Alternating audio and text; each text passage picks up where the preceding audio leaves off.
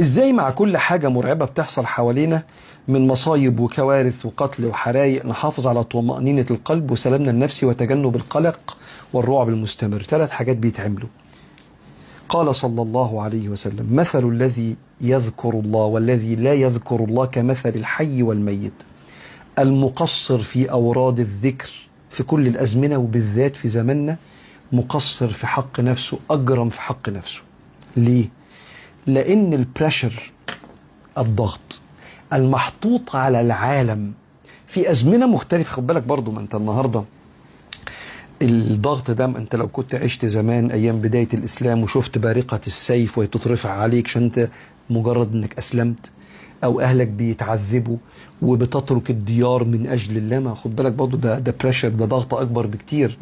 احنا برضو متدلعين يعني الحمد لله، وستر ونعمة وأمان في أغلب بلاد المسلمين يا رب، يا رب بلاد العالم كلها تبقى امان. فاحنا برضو خد بالك الدنيا يعني احنا بس شويه عندنا شويه هشاشه يعني. فلا ده الذكر، لا الذكر يا صديقي، الذكر اذكار الصباح والمساء دي اهم من الاكل والشرب. الاكل والشرب بيقوي بدنك وده بيقوي روحك وقلبك.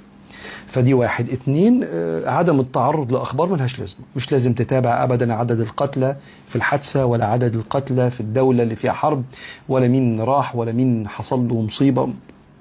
انت عقلك مش مخلوق يستحمل كل هذه الاخبار لو سمحت. الحاجه الثالثه الانشغال.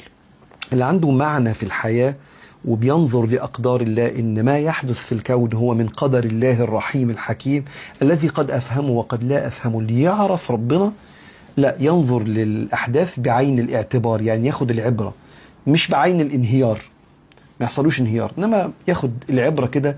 لما يكون في نعم يعرف يشوفها ويشوف المنعم سبحانه وتعالى، لما يكون في ازمات يعرف يقول لا، ما هو ده ملك ربنا يفعل فيما يشاء، وانا مطلوب مني اعمل الصح اللي مطلوب مني فقط. فدول ال3 حاجات: معرفه الله، عدم الجري والسعي وراء الاخبار، 3 ذكر الله.